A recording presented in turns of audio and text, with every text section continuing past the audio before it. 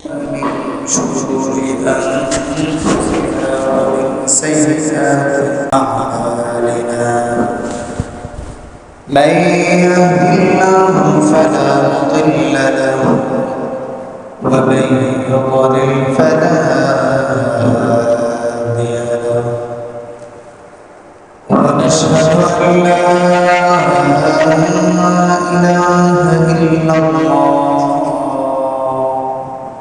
وحده لا شريك له ونشهد أن سيدنا ومولانا محمدا عبد الله وعبده ورسوله صلى الله عليه وعلى آله وأصحابه وبارك وسلم تسليما كثيرا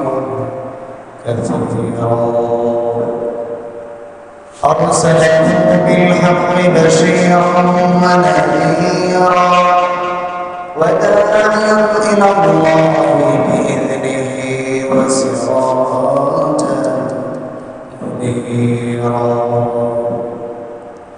أما بعد فأعوذ بالله من الشيطان الرجيم بسم الله الرحمن الرحيم واعبدوا الله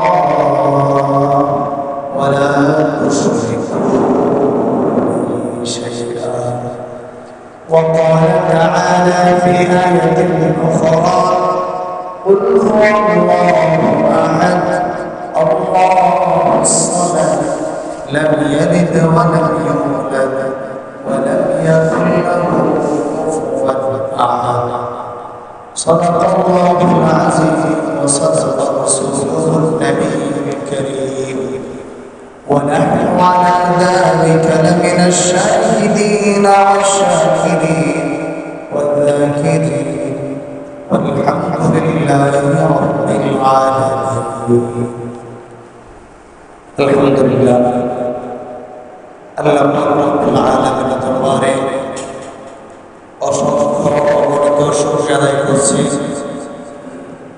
রব্বে কারীম আমাদেরকে ঈদুল আযহা আদায়ের পর আমাদের সকলকে কুরবানি করার এবং তৎপরবর্তী কোরআন হাদিস সমন্বিত সকল কাজ যথাযথভাবে পালন করার তৌফিক দান করেছেন। আজকের এই পবিত্র দিনে সম্মানিত স্থানে পবিত্র স্থানে আগে তৌফিক দান করেছেন। এই জন্য সকলে দিল থেকে শুকরিয়া আদায় করি আলহামদুলিল্লাহ।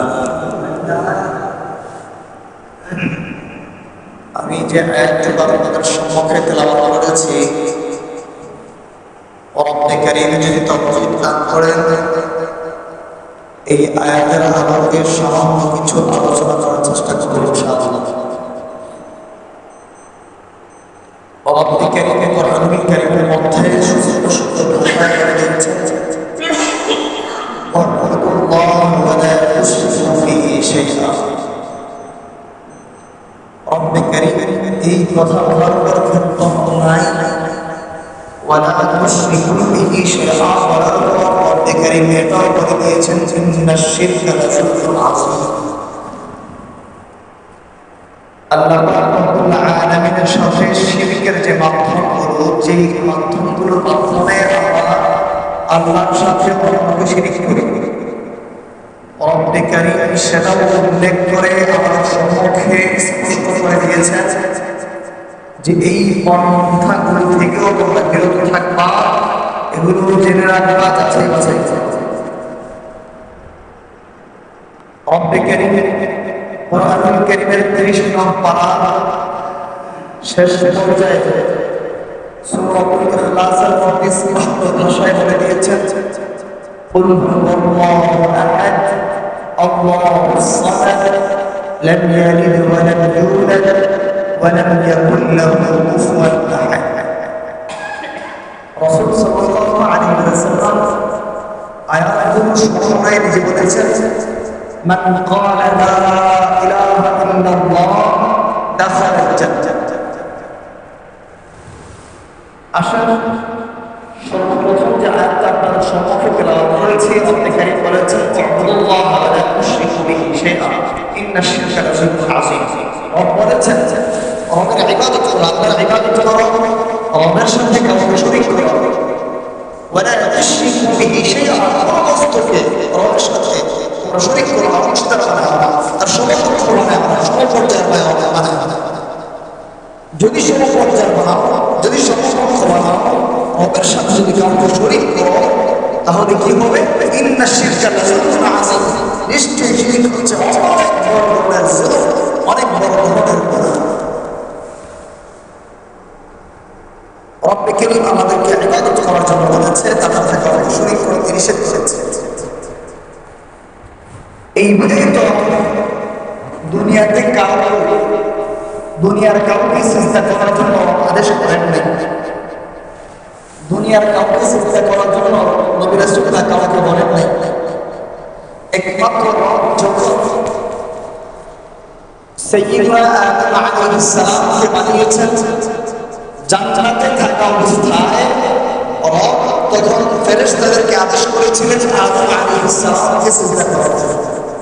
কিন্তু দুনিয়াতে কাউকে আদেশ করেন নাই যে কোনো মানব, কোনো প্রাণী, কোনো পশু, কোনো কিছু সিজদা করতে কাউকে আদেশ করেন নাই।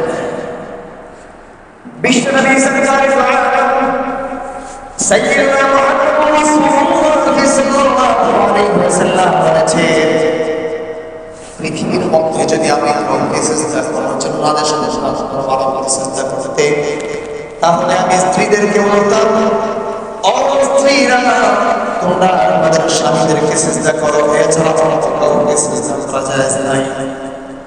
কিন্তু সিজদা করা যায় না, এই জন্য স্বামীদেরকে আমি আদেশ করি নাই, কারণ সিজদা হবে একমাত্র আল্লাহ তাআলাকে। সিজদা করবো কাকে? আল্লাহ তাআলাকে। সিজদা হবে একমাত্র আল্লাহর ইবাদত হবে আল্লাহ। আল্লাহ ব্যতীত কাউকে সিজদা করা যাবে না, আল্লাহ ব্যতীত কাউকে সিজদা করা যাবে না, কারণ ইবাদত করা যাবে না, ইবাদত করা যাবে না। রব্বে কারীম তো বলে দিয়েছেন ওয়া'বুদুল্লাহ ওয়া লা তুশরিকু বিহি শাইআ। রব্বে কারীম বলে দিয়েছেন তোমরা রবের ইবাদত করো, অন্য কারো ইবাদত করবে না। রবের ইবাদত করো, অন্য কারো ইবাদত করবে না। রবকে সিজদা করো, রব ব্যতীত অন্য কারো সিজদা করবে না। রব্বে কারীম স্পষ্ট ভাষায় বলে দিয়েছেন ওয়ালা তুশরিকু বিহি শাইআ, তোমরা রবের সাথে কাউকে শরীক করো না। ও মুসলমান ভাইরা, আজ দেশের ভিন্ন ভিন্ন প্রান্তে যেখানেই যান, সেখানেই দেখবেন আজকে মাজারের মধ্যে সিজদা করছে। যেখানেই যান মাজারের কাছে সবকিছু যাচ্ছেন, বাবার কাছে সবকিছু চায়, দরবারের মধ্যে সবকিছু চায়, বাবার দরবারে সিজদা করে। যেখানেই যাবে বাবার পায়ের মধ্যে সিজদা দিয়ে পড়ে আছে, মাজারের মধ্যে সিজদা দিয়ে পড়ে আছে, মাজারে সবকিছুই চায়। মাজারে গিয়ে ইবাদত করে, মাজারে গিয়ে বাবার নামে জিকির করে। করেন লাখ লাখ বাবা জালসা বাবা তোমার বাবা জিকির করে, এটা সম্পূর্ণ শিরক। মাজারের মধ্যে সিজদা দেওয়া সম্পূর্ণ শিরক। এই জন্যই তো রব্বে কারীম বলেছেন আল্লাহ ওয়া লা তুশরিকু বিহি শাইআ, একমাত্র আল্লাহর ইবাদত করো, আল্লাহর সাথে কাউকে শরীক করো না। রাসূলুল্লাহ নবী সাল্লাল্লাহু আলাইহি ওয়াসাল্লাম বলেছেন আল্লাহ তাআলা ব্যতীত কাউকে সিজদা করা যাবে না। যদি সিজদা করার অনুমতি থাকতো তাহলে স্ত্রীদেরকে অনুমতি দিতাম, তারা যারা তাদের স্বামীদেরকে সিজদা করে। কিন্তু যেহেতু অনুমতি নাই, জায়েজ নাই, এই জন্য আদেশ করি নাই। মুসলমান ভাইরা আমার, এর মধ্যে স্পষ্ট হয়ে যায় আল্লাহ তাআলা ব্যতীত কারোর কাছে কিছু চাওয়া যাবে না। আল্লাহ তাআলা ব্যতীত কারোর কাছে সিজদা দেওয়া যাবে না। আল্লাহ তাআলা ব্যতীত কারোর কাছে মাথা নত করা যাবে না। আর যারা মাজারে গিয়ে মাথা নত করে, মাজারে গিয়ে সিজদা করে, তারা শিরক করে। আর রব্বে কারীম বলেছেন ইন্নাশ শিরকা লাযুলমুন আযীম, নিশ্চয়ই শিরক হচ্ছে অনেক বড় ধরনের গুনাহ, মারাত্মক ধরনের করার জন্য ওরা বড় করা কিছু কিছু হতে পারে না। এই শিরকের কারণে আদম আলাইহিস সালাম যখন দুনিয়াতে আসার পর মানুষকে দাওয়াত দিয়েছেন, যারা আদম আলাইহিস সালাম তাওহীদের কথা গ্রহণ করেছে, কালিমার দাওয়াত গ্রহণ করেছে, তারা কাফের হয়েছে। যারা আদম আলাইহিস সালামের তাওহীদের দাওয়াত, একত্ববাদের দাওয়াত, লা ইলাহা ইল্লাল্লাহর দাওয়াত গ্রহণ করে নাই, তারাই তো হালাক হয়েছে, ধ্বংস হয়েছে। শুধুই কি তা? নূহ আলাইহিস সালাম যখন দাওয়াত দিয়েছিলেন, একমাত্র আল্লাহর ইবাদত করার জন্য দাওয়াত দিয়েছেন, কালিমা অনুসরণ করার জন্য নূহ আলাইহিস সালাম দাওয়াত দিয়েছেন। যারা দাওয়াত গ্রহণ করেছে এমন ৬০ জনকে নিয়ে নূহ আলাইহিস সালাম কিস্তিতে উঠেছে, কিন্তু আমার ছেলে তাওহীদের দাওয়াত গ্রহণ করে না, কালিমার দাওয়াত গ্রহণ করে নাই, যার কারণে আমার ছেলের ব্যাপারে যখন নূহ আলাইহিস সালাম আল্লাহর কাছে আবেদন করলো, আমার ছেলে তো লাবণে ডুবে মারা যাবে, আমার ছেলে তো বন্যার মধ্যে ডুবে ডুবে মারা যাবে, আপনি যদি অনুমতি দেন আমার ছেলেকে নৌকার মধ্যে নেমে কিস্তির মধ্যে উঠান। এটা কখনোই হতে পারে না। এই কিস্তির তাদের জন্য যারা ঈমান এনেছে, এই কিস্তির তাদের জন্য যারা তাওহীদের কথা গ্রহণ করেছে, এই কিস্তি এই নৌকাদের জন্য যারা লা ইলাহা ইল্লাল্লাহ সাক্ষ্য দিয়েছে, লা ইলাহা ইল্লাল্লাহ স্বীকার করেছে, লা ইলাহা ইল্লাল্লাহ কালিমা গ্রহণ করেছে, কালিমা মেনে নিয়েছে, কালিমার বিধান মেনে নিয়েছে, তাদের জন্যই রব নিষেধ করে দিয়েছে নূহ আলাইহিস সালাম। শুধু তাই নয়, এভাবে একের পর এক আত্মীয় কেরাম তাদের যুগে যুগে মানুষকে এরকম দিনের দাওয়াত দিচ্ছেন, তাওহীদের দাওয়াত দিচ্ছেন, কালিমার দাওয়াত দিচ্ছেন, একাত্মতার দাওয়াত দিচ্ছেন। যারা এই তাওহীদের দাওয়াত গ্রহণ করেছে তারাই সফলকাম হয়েছে, আর যারা তাওহীদের দাওয়াত কালিমার দাওয়াত গ্রহণ করে নাই, কালিমার পানি গ্রহণ করে নাই, তারাই নাকাম হয়েছে, তারাই অসম্মানিত হয়েছে, তারাই জাহান্নামে গিয়েছে। ইব্রাহিম আলাইহিস সালাম নূহকে দাওয়াত দিয়েছিলেন।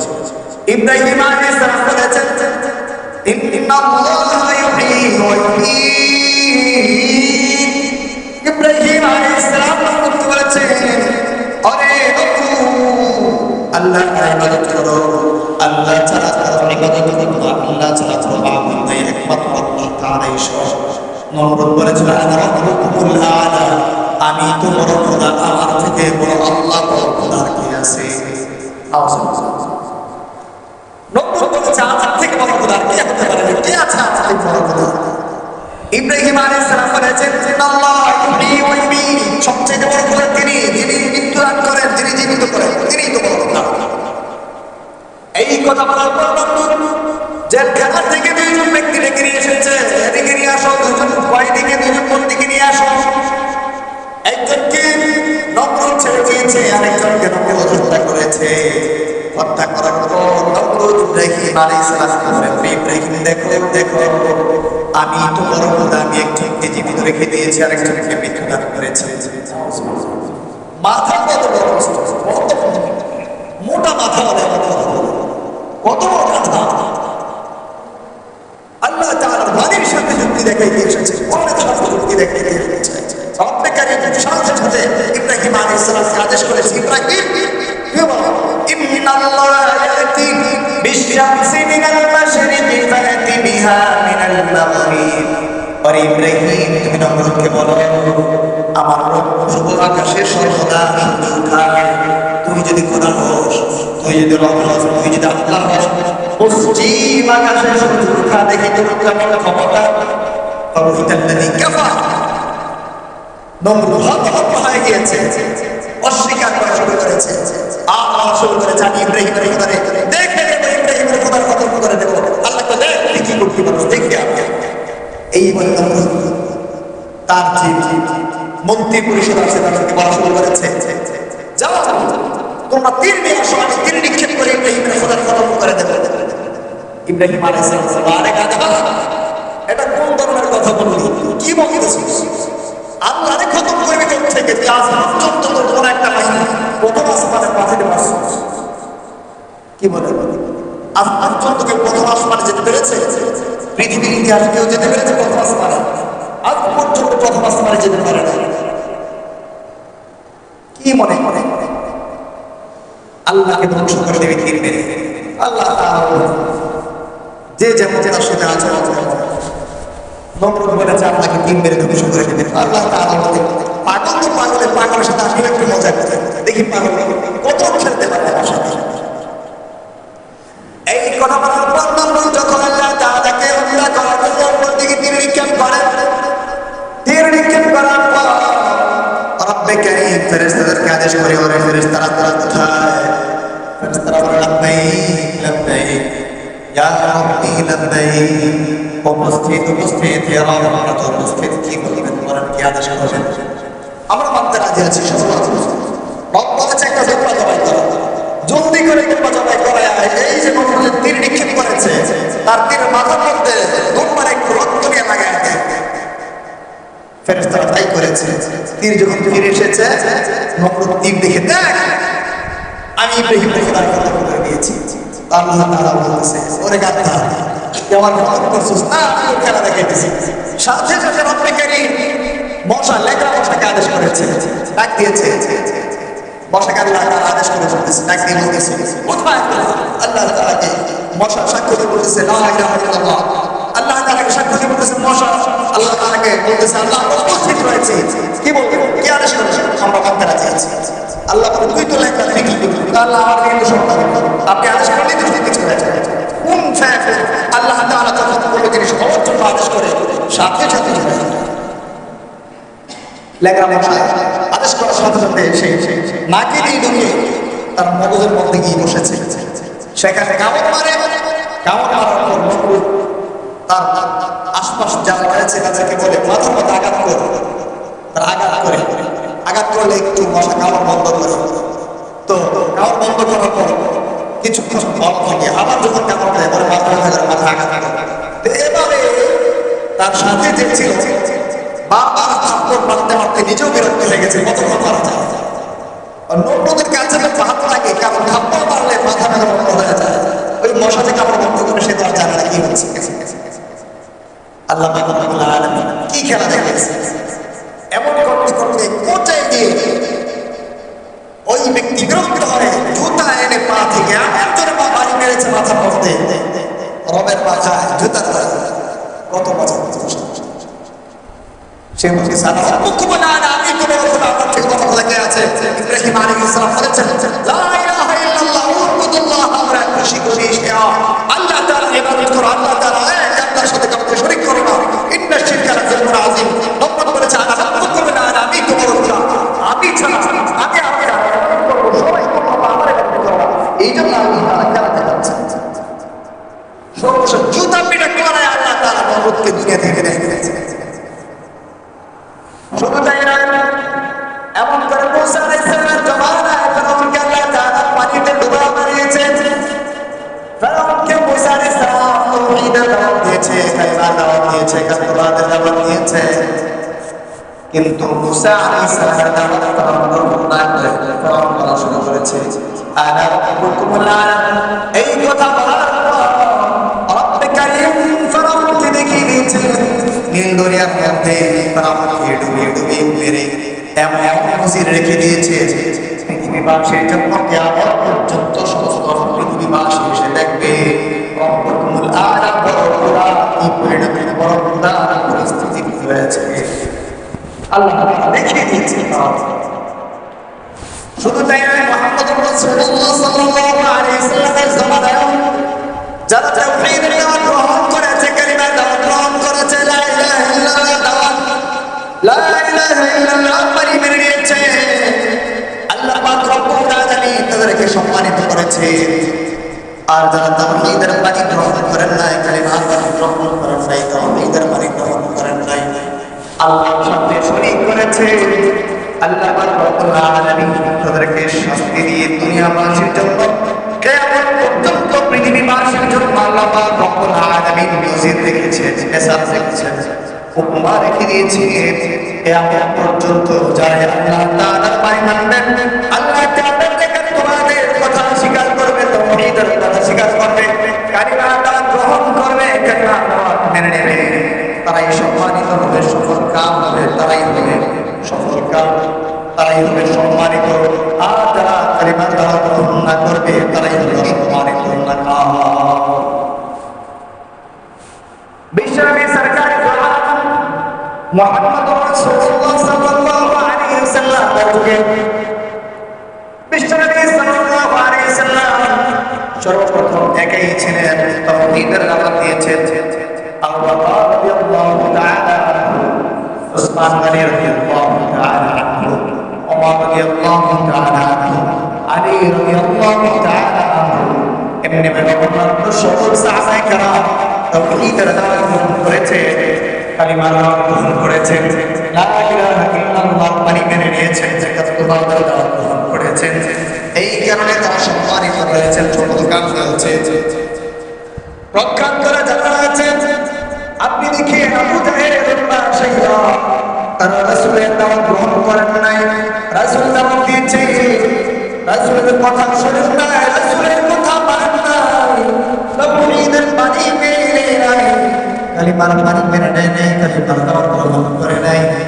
এই জন্য রব্বে কারীম তাদেরকে এমন শাস্তি দিয়েছে, এমন শাস্তি দিয়েছে, মরণান্তরে রব্বে কারীম তাদেরকে দেখিয়েছে সবচাইতে নিকৃষ্ট একটা ময়লার তাদের মধ্যে রব্বে কারীম তাদের দেহকে, তাদেরকে হত্যা করায়া তাদের দেহকে রব্বে কারীম ওই ময়লার মধ্যে নিক্ষিপ্ত করে পৃথিবীবাসীর জন্য মেসাজ হিসেবে, উপমান হিসেবে রেখে দিয়েছে। দেখো দেখো দেখো, যারা তাওহীদের দাওয়াত গ্রহণ করবা, যারা আল্লাহ কথা মেনে নিবা, ওয়ালা তুশরিকু বিহি শাইআ ফরজ করবা, তারাই হবে সফল কাম। আর যারা তা গ্রহণ করবা না, যারা আল্লাহর ইবাদত করবা না, আল্লাহর সাথে কাউকে শরীক করবা না, যারা তাওহীদের মানে গ্রহণ করবা না, তাওহীদের দাওয়াত গ্রহণ করবা না, কালিমার দাওয়াত গ্রহণ করবা না, আল্লাহ তাআলাকে মেনে নিবা না, আল্লাহ তাআলার ইবাদত করবা না, আল্লাহর সাথে অন্য কাউকে শরীক করবা, জেনে রাখো, জেনে রাখো, জেনে রাখো, আল্লাহর সাথে অন্য কাউকে শরীক করা ইন্নাশ শিরকা লাযুলমুন আযীম, আল্লাহর সাথে কারো শরীক করাটা শিরক, আসল হচ্ছে সবচেয়ে বড় গুনাহ। সুতরাং আল্লাহর সাথে কাউকে শরীক করো না। যে আল্লাহর সাথে কাউকে শরীক করো, তাহলে মারা যেতে হবে হাওয়ানের মতো, তাহলে মারা যেতে হবে নমরুদের মতো, তাহলে মারা যেতে হবে ফিরআউনের মতো, তাহলে মারা যেতে হবে আবু জাহলের মতো, তাহলে মৃত্যুবরণ করতে হবে ওমর মতো, শাইবার মতো। আল্লাহ তাওহীদের মানে গ্রহণ করবা, তাওহীদের দাওয়াত মেনে নিবা, আল্লাহ তাআলার ইবাদত করবা, আল্লাহর সাথে কাউকে শরীক করবা না। তারা মনে রেখো, তাদের মৃত্যু হবে আম্বিয়া কেরামের মতো, ওই আউলিয়াদের মতো, নবী রাসূলদের মতো, সম্মানিত সফল কাম। তারাই হলো সফল কাম, উলাইকা হুমুল মুফলিহুন, তারাই হলো সফল কাম, তারাই হলো সর্বশেষ মৃত্যুর পর জান্নাতে প্রবেশ করবে। আর যারা তাওহীদের মানে গ্রহণ করবে না, তাওহীদের দাওয়াত গ্রহণ করবে না, যারা আল্লাহ তাআলার সাথে অন্য কাউকে শরীক করবে, যারা বাজারে গিয়ে সিজদা দিবে, যারা বাজারে গিয়ে বাবার কাছে টাকা চাইবে, সন্তান চাইবে, সম্পদ চাইবে, বাবার কাছে সবকিছুই চাইবে, বিপদ আপদ প্রবেশ করবে, বাবার কাছে বলবে, বাবার কাছে সবকিছুই চায়, আল্লাহর কাছে চায় না, বাবার দরবারে সিজদা দেয়, বাবার দরবারে টাকা দেয়, তাদের জন্য আল্লাহ পাক রব্বুল আলামিন বলেছেন ইন্নাশ শিরকা লাযুলমুন আযীম, শিরক হচ্ছে সবচেয়ে বড় ধরনের গুনাহ, মারাত্মক ধরনের গুনাহ। আর মৃত্যুর পর যারা শিরক করবে, মৃত্যুর আগে যারা শিরক করবে, মৃত্যুর পর তাদের স্থান হচ্ছে জাহান্নাম, সোজা জাহান্নামে চলে যাবে বিনা হিসেবের সত্যি। দেখেন আল্লাহ তাআলা আগেই সার্টিফিকেট দিয়ে রয়েছেন, ওয়াল্লাহ ওয়ালা তুশরিকু বিহি শাইআ ইন্নাশ শিরকা লাযুলমুন আযীম, শিরক হচ্ছে সবচেয়ে বড় ধরনের। আল্লাহ তাআলা তো বুঝিয়ে দিয়েছেন যে আল্লাহর সাথে কাউকে শরীক করবা, কিভাবে শরীক করবা সেটা আল্লাহ তাআলা জানে, তোমরা কার সাথে কিভাবে শরীক করবা। এই জন্য আল্লাহ তাআলা বলেছেন কুল হুয়াল্লাহু আহাদ আল্লাহুস সামাদ লাম ইয়ালিদ ওয়া লাম ইউলাদ ওয়া লাম ইয়াকুল লাহু কুফুওয়ান আহাদ।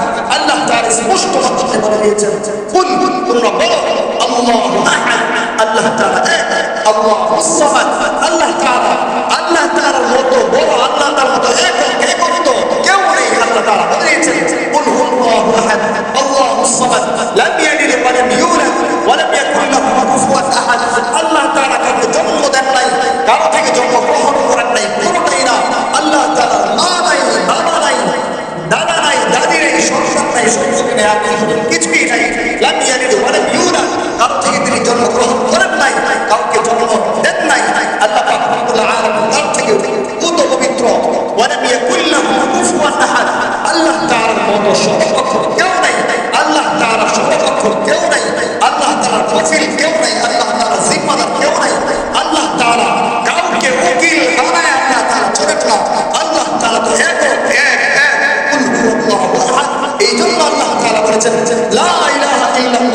লা ইলাহা ইল্লাল্লাহ। আর রাসূল সাল্লাল্লাহু আলাইহি ওয়াসাল্লাম বলেছেন লা ইলাহা ইল্লাল্লাহ কুল লা ইলাহা ইল্লাল্লাহ দাখালাল জান্নাহ মান ক্বালা লা ইলাহা ইল্লাল্লাহ দাখালাল জান্নাহ। যে ব্যক্তি লা ইলাহা ইল্লাল্লাহ বলবে জান্নাতে প্রবেশ করবে, জান্নাতে প্রবেশ করবে। সুতরাং লা ইলাহা ইল্লাল্লাহ দাওয়াত ব্যতীত, লা ইলাহা ইল্লাল্লাহ বাণী ব্যতীত, আদেশ ব্যতীত, কোরআন সুন্নাহর রাস্তা ব্যতীত, পথ ব্যতীত অন্য কোন পথ পন্থা রাস্তা অবলম্বন করা যদি করো তাহলে যেতে হবে জাহান্নামে। আর যদি লা ইলাহা ইল্লাল্লাহ দাওয়াত গ্রহণ করো, কালিমার দাওয়াত গ্রহণ করো, একাত্মবাদের দাওয়াত গ্রহণ করো, লা ইলাহা ইল্লাল্লাহ দাওয়াত গ্রহণ করো, তার পথ পদ্ধতি পন্থা অবলম্বন করো, এই নির্দেশনা অনুযায়ী জীবনযাপন করো, এই নির্দেশনা মেনে চলো, দাখালাল জান্নাহ সরাসরি মৃত্যুর পর জান্নাতে চলে যাবে। সেখানে কথা থাকবে না। সুবহানাল্লাহ। এই জন্য আমাদেরকে সতর্ক থাকতে হবে, হুঁশিয়ার থাকতে হবে। ইবাদত করব যতটুকু ইবাদত করব একমাত্র আল্লাহ তাআলাকে সন্তুষ্ট করার জন্য, আল্লাহ তাআলার জন্য। অন্য কারো জন্য ইবাদত করা যাবে না, অন্য কাউকে সিজদা করা যাবে, মাজারে সিজদা করা যাবে, বাবার দরবারে সিজদা করা যাবে, বাবার দরবারে সিজদা করা যাবে, বাবার দরবারে সিজদা করা যাবে। কারো যদি বুঝতে সমস্যা আমার সাথে সহযোগ করুন। বাবার দরবারে সিজদা করার আদেশ কোথাও নাই, কোথাও নাই। বাবার কাছে চাওয়া, মাজারে চাওয়া, অনুমতি আদেশ কোথাও নাই। জায়েজই নেই। চাইবেন তো আল্লাহর দরবারে। আপনার যদি টাকা দিতে প্রয়োজনই হবে। আমি গত কয়েকদিন আগে ঢাকা থেকে আসার সময় রাস্তার পাশে বিশাল বড় মাজার, গাড়ি থামায় থামায় যাত্রী ড্রাইভার সময় মাজারের মধ্যে টাকা দিচ্ছে। এই গাদার কাউকে বুঝে না এই টাকা যদি মসজিদে দান করি তাহলে আমার সব বেশি হবে। এটা আল্লাহর ঘর, মাজার মসজিদ হচ্ছে আল্লাহর ঘর, মাজার হচ্ছে বন্ডের ঘর, বন্ডের ঘর। বন্ডের ঘরের মধ্যে আমি দান না করলে আল্লাহর ঘরের মধ্যে দান করি আমার সব বেশি হবে। এটা বুঝে না। আমার আশা করুন হবে আল্লাহর ঘরে দান করলে এটা বুঝে না। কত বড় আহ্মক, কত বড় ব্যাপার তারা বুঝেই না, উপলব্ধি করতে পারে না। আল্লাহ পাক রব্বুল আলামিন তাদের অন্তরের মধ্যে মোহর লাগিয়ে দিয়েছেন। কারণ তাদের শিরকের মাত্রা এত পরিমাণে পৌঁছেছে, শিরকের মাত্রা এত পর্যায়ে, এত উচ্চ পর্যায়ে চলে গেছে, তাদের আর কোনো পথই গ্রহণ করছে না। এই জন্য আল্লাহ তাআলা তাদেরকে পথ যে ওই দিকে তারা চেয়েছে ওই দিকে দেখিয়ে দিয়েছে। যা যারা ওইটা করেই খা, মৃত্যুর পর বুঝবি কোনটা সঠিক কোনটা ঠিক। তোরা আর সাধারণ মানুষ যার বিন্দু পরিমাণ জ্ঞান আছে, বিন্দু পরিমাণ আকল আছে, তারও তো বুঝার কথা মাজার থেকে মসজিদ দামি, মাজার থেকে মসজিদ দামি। মাজার হচ্ছে মানুষের ঘর, মসজিদ হচ্ছে আল্লাহর ঘর। মাজার দান করলে যে সওয়াব, মাজারের টাকা দিয়ে যে সওয়াব, মাজার অর্থ সম্পদ দান করলে যে সওয়াব, মসজিদে দান করলে তার চাইতে হাজার গুণে বেশি সওয়াব। এটা কি কথা বল বুঝে না? বিন্দু পরিমাণ যারা বিন্দু পরিমাণ আকল আছে, জ্ঞান আছে, বিবেক আছে, সেও কেউ যে মসজিদে দান করলে বেশি সওয়াব, তাহলে সে কিভাবে মাজার দান? আফসোস আর পরিতাপ। আল্লাহ তাআলা আমাদের সকলকে হেফাজত করুন। আমরা কোনোদিনও মাজারের মধ্যে কখনো টাকা পয়সা দান করবো না, মাজারে গিয়ে কারোর কাছে কোনো কিছু চাবো না, বাবার কাছে কোনো কিছু চাবো না। আর আল্লাহ তাআলা যদি না দেয়, আল্লাহ যদি না দেয় আমাকে, আল্লাহ যদি না দেয়, তাহলে দুনিয়ার কারো সাধ্য নাই, কারো ক্ষমতা নাই আমাকে না দেয়। আল্লাহ হয় বিপদ ঘটে যাবে। মাজারের মধ্যে যাই চাইবেন, বাবার দরবারে যাই চাইবেন, বিপদ ঘটে যাবে। 2013 স্পষ্ট কারণ বুড়ি জমির এক বান্ধবী, তার কাছে এক প্রবাসী লোকের স্ত্রী দীর্ঘদিন যাবত বাচ্চা হয় না, বাবার দরবারে গিয়েছে। দরবারে গিয়ে বাবার কাছে সন্তান চেয়েছে। তো বাবাও রানু সন্তোষ পায় একবারে